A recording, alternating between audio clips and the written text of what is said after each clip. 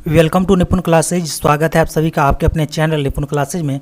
दोस्तों आज हम इस वीडियो में देखने वाले हैं ज्योग्राफी का टॉपिक यानी कि भूगोल का ये वीडियो होगा जिसमें क्लास 6 से क्वेश्चन लिया गया है भूगोल का, और ये चैप्टर 4 और 5 है। इससे पहले 2 वीडियो आप लोगों के लिए प्रोवाइड किया गया है जिसमें फर्स्ट चैप्टर, सेकेंड और थर्ड चैप्टर 3 चैप्टर कंप्लीट करवा दिया गया है, और ये इस वीडियो में चैप्टर नंबर 4 और चैप्टर नंबर 5 कवर करेंगे। और ये जो क्वेश्चन होंगे वो SCERT और NCERT ये दोनों बुक से क्वेश्चन लिए गए हैं। दोस्तों अगर इसका PDF चाहते हैं तो आप हमारे टेलीग्राम चैनल से जुड़ सकते हैं जिसका लिंक आपको डिस्क्रिप्शन बॉक्स में मिल जाएगा। तो चलिए वीडियो को स्टार्ट करते हैं।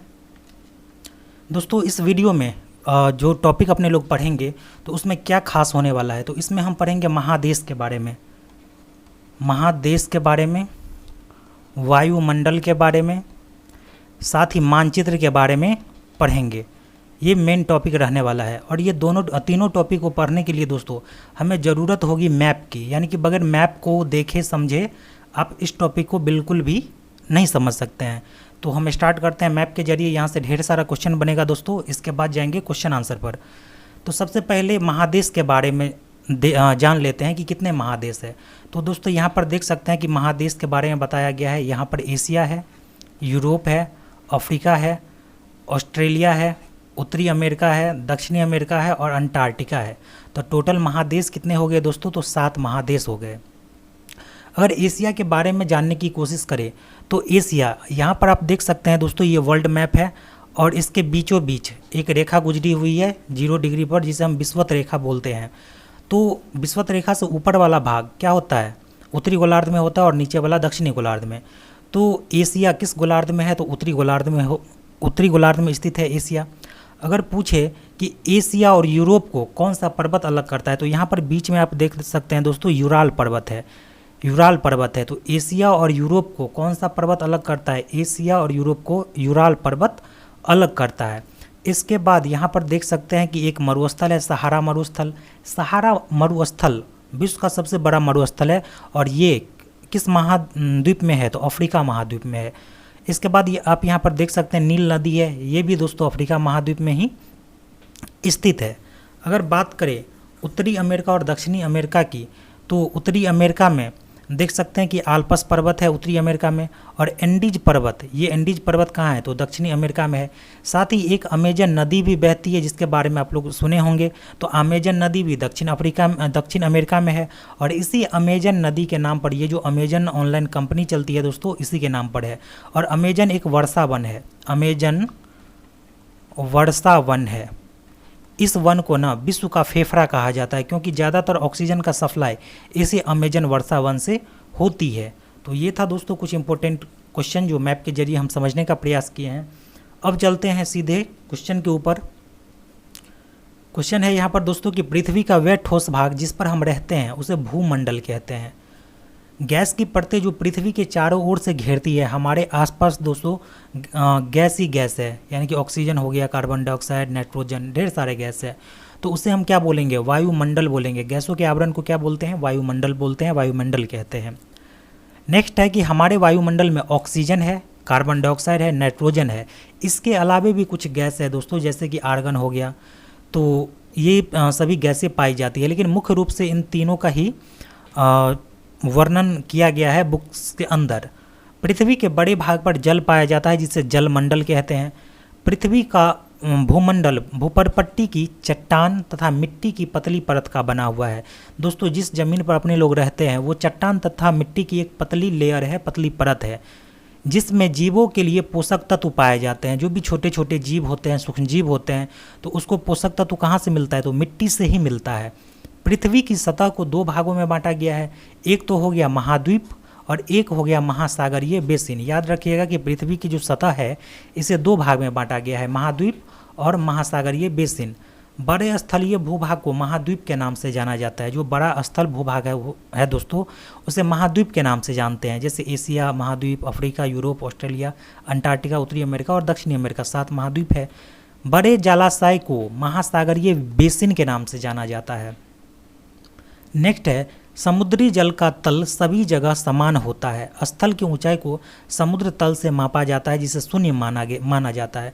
दोस्तों जब भी आप किसी स्टेशन पर जाते हैं तो वहाँ पर एक बोर्ड लगा रहता है, बोर्ड लगा रहता है ऊपर में। तो आप यहाँ पर आपको स्टेशन का नाम मिल जाएगा, यहाँ पर नाम लिखा रहता है और नीचे में लिखा रहता है कि समुद्र तल से 500 मीटर 600 मीटर जो भी उसकी ऊंचाई होती है ये लिखा हुआ मिलता है।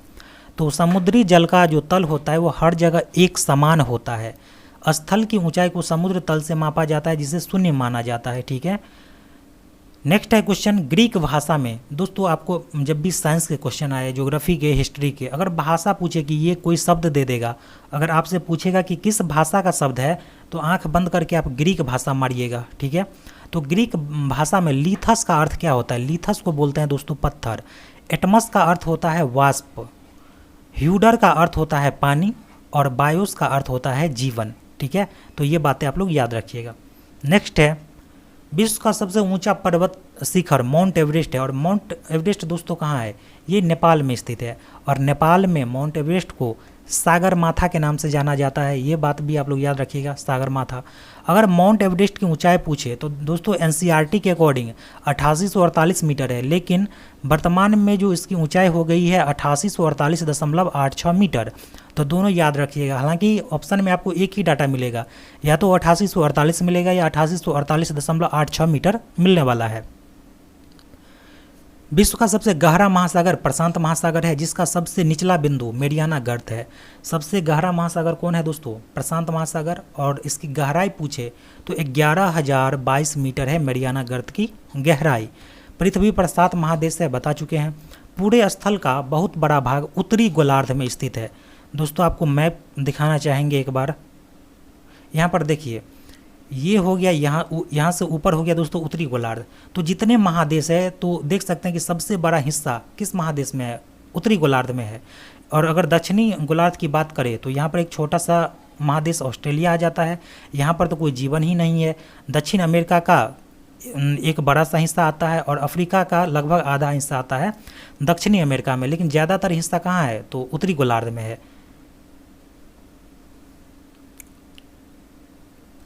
पूरे स्थल का बहुत बड़ा भाग कहाँ है दोस्तों? उत्तरी गोलार्ध में ज़्यादातर हिस्सा पड़ता है।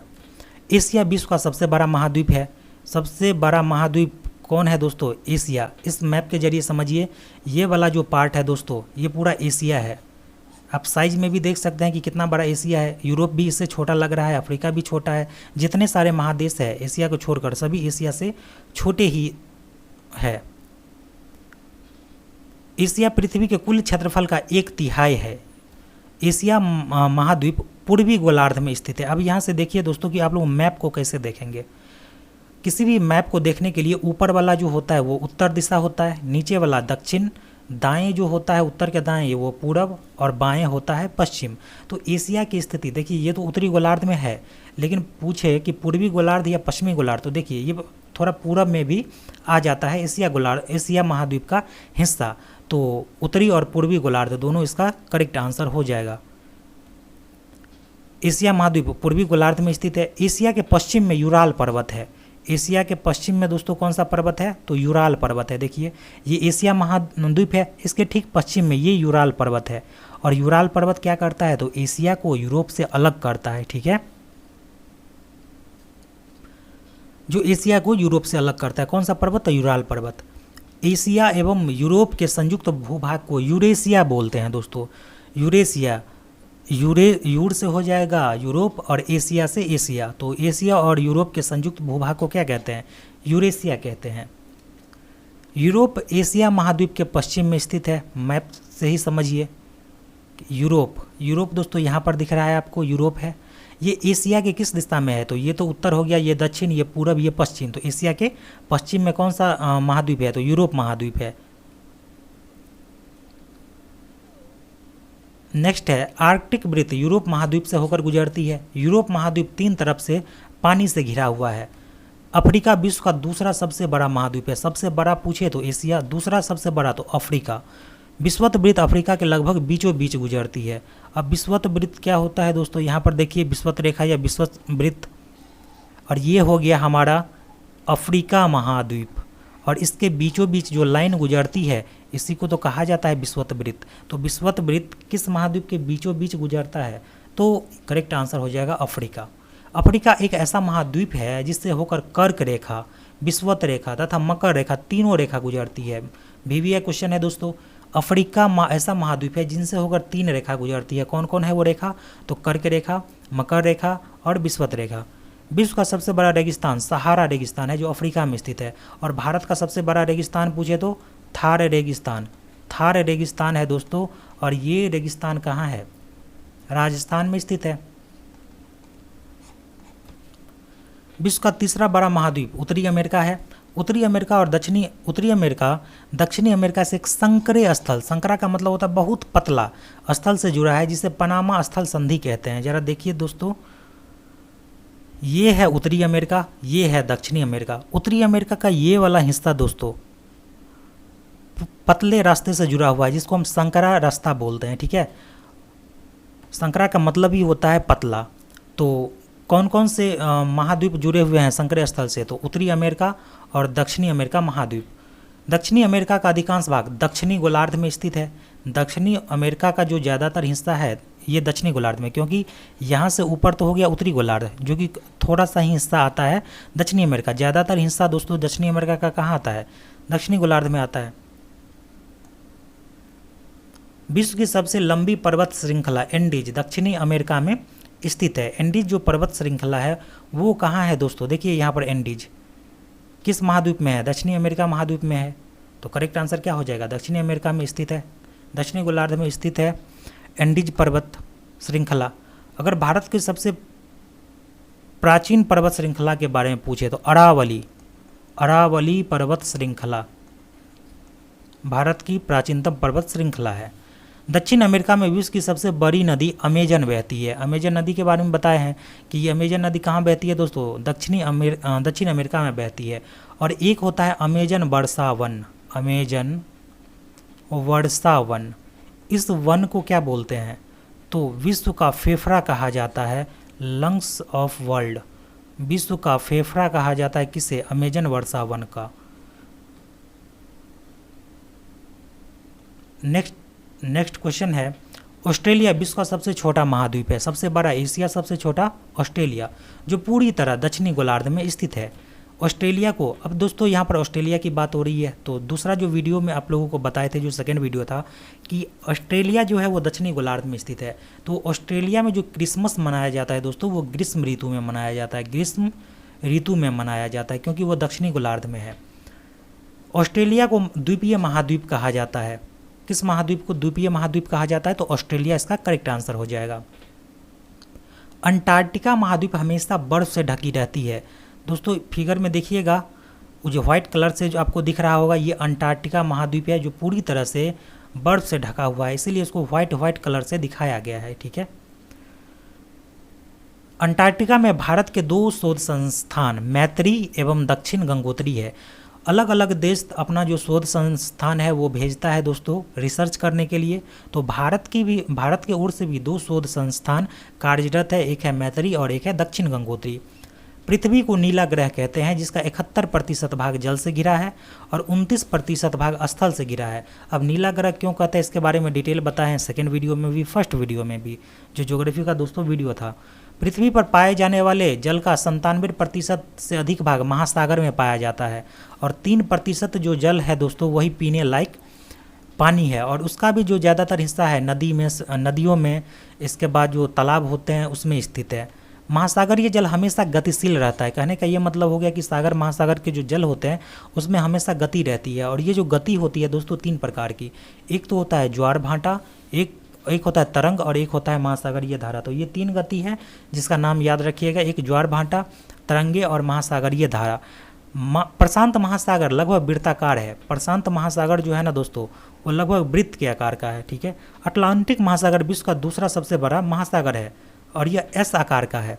अटलांटिक महासागर को जब देखिएगा तो कुछ एस के आकार में आपको नजर आएगा। व्यापार की दृष्टि से अटलांटिक महासागर सबसे व्यस्त महासागर है। हिंद महासागर का नाम किसके नाम पर पड़ा है? भारत के नाम पर। भारत के दोस्तों कितने नाम है? तो 5 नाम है। भारत, आर्यावर्त, हिंदुस्तान, इंडिया और एक हिंदुस्तान। ये 5 नाम है दोस्तों भारत के। वायुमंडल 1600 किलोमीटर की ऊंचाई तक फैला है। वायुमंडल का प्रसार पूछे कितना ऊंचाई तक है दोस्तों, 1600 किलोमीटर। वायुमंडल को 5 परतों में बांटा गया है, क्षोभ मंडल, समताप मंडल, मध्य मंडल, आयन मंडल, बहिर्मंडल। इसका चर्चा सेकेंड वीडियो में भी अच्छे ढंग से किया गया है। वायुमंडल मुख्यतः ऑक्सीजन एवं नाइट्रोजन का बना है, यानी कि किस गैस की प्रधानता है, ऑक्सीजन और नाइट्रोजन का। इन्हीं दोनों गैस को मिलाकर दोस्तों 99% गैस कवर करता है, यही 2 गैस हमारे वायुमंडल में। और 1% में कार्बन डाइऑक्साइड आ गया, आर्गन आ गया, जो अलग अलग गैस है वो आ जाते हैं। वायुमंडल में 78% नाइट्रोजन, 21% ऑक्सीजन है। वायुमंडल में कार्बन डाइऑक्साइड की मात्रा पूछे तो ये 0.03% है। ऊंचाई के साथ वायुमंडल के घनत्व में क्या आता है, चेंज आता है, भिन्नता आता है, बदलाव आता है। जैसे जैसे हम ऊपर जाते हैं तब वायुमंडलीय घनत्व तेजी से क्या होता है, घटने लगता है। पहाड़ों पर पर्वतारोहियों को हवा के घनत्व में कमी के कारण सांस लेने में कठिनाई होती है। इसीलिए जो पर्वतारोही है दोस्तों, जो पर्वत पर चढ़ाई करते हैं तो वो अपने साथ क्या लेकर जाते हैं, ऑक्सीजन सिलेंडर लेके जाते हैं। वायु जो है वो उच्च दाब से निम्न दाब की ओर बहती है। गतिशील वायु को पवन कहते हैं। देखिए वायु हमेशा हमारे आसपास रहता है, लेकिन उस वायु को दोस्तों हम पवन नहीं बोल सकते हैं। पवन का मतलब हो गया कि उसमें गति होनी चाहिए। जब तेज हवा बहती है तब हम उसको पवन बोलेंगे। अगर हवा नहीं चल रही है, जब उसमें गति नहीं है, तो उसे हम वायु बोलेंगे। ठीक है। अब यहाँ पर है दोस्तों जीव मंडल। जीव मंडल जो होता है वो स्थल, जल एवं हवा के बीच का एक भाग होता है जीव मंडल। जीव मंडल के प्राणियों को मुख्यतः 2 भागों में, यानी कि जंतु जगत और पादप जगत में बांटा गया है। कार्बन डाइऑक्साइड की मात्रा में वृद्धि के कारण पृथ्वी के तापमान में वृद्धि होती है। इसे भूमंडलीय तापमान और अंग्रेजी में ग्लोबल वार्मिंग कहते हैं दोस्तों। धरती पर दोस्तों जितना कार्बन डाइऑक्साइड की मात्रा बढ़ रही है, कार्बन डाइऑक्साइड की मात्रा बढ़ रही है, इससे क्या हो रहा है, तापमान बढ़ रहा है। और तापमान बढ़ने से क्या हो रहा है, तो तेज़ी से ग्लेशियर पिघल रहे हैं, ग्लेशियर पिघल रहे हैं। और ग्लेशियर पिघलने से क्या होता है, तो नदियों में, समुद्र में जो वाटर लेवल है दोस्तों, जल स्तर है, उसमें अचानक से बदलाव आते हैं, जिससे खतरा मंडराने लगता है कि नदी के किनारे, समुद्र के किनारे जो शहर बसे होते हैं तो वहाँ पर फ्लड आने की, बाढ़ आने की संभावना बढ़ जाती है। तो कार्बन डाइऑक्साइड ज़रूरी है, लेकिन इसका हद से ज़्यादा बढ़ जाना ये मानव के अस्तित्व के लिए बहुत सबसे बड़ा खतरा है। अब यहाँ पर मानचित्र से क्वेश्चन लिया गया है। बहुत ही कम क्वेश्चन बने हैं दोस्तों मानचित्र से। मानचित्र पृथ्वी की सतह या इसके एक भाग का पैमाने के माध्यम से चपटी सतह पर खींचा गया चित्र होता है। मानचित्र किस सतह पर खींचा जाता है दोस्तों, चपटी सतह पर। मानचित्र 3 प्रकार के होते हैं। एक तो भौतिक मानचित्र, राजनीतिक मानचित्र और थीमेटिक मानचित्र। सबसे पहले देख लेते हैं भौतिक मानचित्र दोस्तों क्या होता है।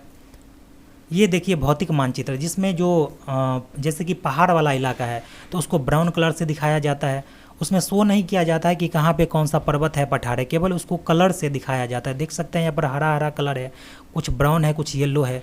तो ये हो गया हमारा कौन सा मानचित्र, तो भौतिक मानचित्र। ये है दोस्तों राजनीतिक मानचित्र, जिसमें राज्य के बारे में, देश के बारे में, उसकी सीमा के बारे में, जिला के बारे में चर्चा किया जाता है। तो 3 मानचित्र है, भौतिक मानचित्र, राजनीतिक मानचित्र और थीमेटिक मानचित्र। भौतिक मानचित्र में पर्वत, पठार, मैदान, नदी, महासागर को दर्शाया जाता है। राजनीतिक मानचित्र में राज्य, नगर, गांव, विश्व के विभिन्न देश एवं राज्य तथा उनकी सीमा को दर्शाने वाले मानचित्र को राजनीतिक मानचित्र कहते हैं। सड़क मानचित्र, वर्षा मानचित्र, वन तथा उद्योग आदि के वितरण दर्शाने वाले मानचित्र को थीमेटिक मानचित्र कहते हैं। तो 3 मानचित्र होते हैं, केवल इतना याद रखिएगा। ये नहीं पूछेगा दोस्तों कि मानचित्र क्या होता है, इसका डिफिनेशन देने के लिए। मानचित्र 3 होते हैं, भौतिक, राजनीतिक और थीमेटिक। मानचित्र के 3 घटक होता है। मानचित्र पर तो दोस्तों एक दूरी होता है, दिशा होता है और प्रतीक होता है। जैसे कि कोई मानचित्र है मान लीजिए, तो दिशा अगर पूछे तो ये होता है उत्तर दिशा। मानचित्र का ऊपर वाला भाग उत्तर, तो नीचे वाला दक्षिण। उत्तर के ठीक दाएं पूरब और इसके ठीक बाएं कौन सा दिशा होता है, पश्चिम दिशा। तो ये है मानचित्र पर दिशा देखने का तरीका। ऊपर वाला भाग उत्तर, नीचे वाला दक्षिण, दाएं वाला पूरब और बाएं वाला पश्चिम। मुख्य तौर पर 4 दिशाएं होती है, पूरब, पश्चिम, उत्तर, दक्षिण। 4 दिशा होता है दोस्तों, पूरब, पश्चिम, उत्तर, दक्षिण, ये 4 दिशाएं होती है। नेक्स्ट है यहाँ पर मानचित्र के बारे में बताया गया, ये है दोस्तों थीमेटिक मानचित्र। ये था दोस्तों चैप्टर नंबर 4 और 5 का जो भी SC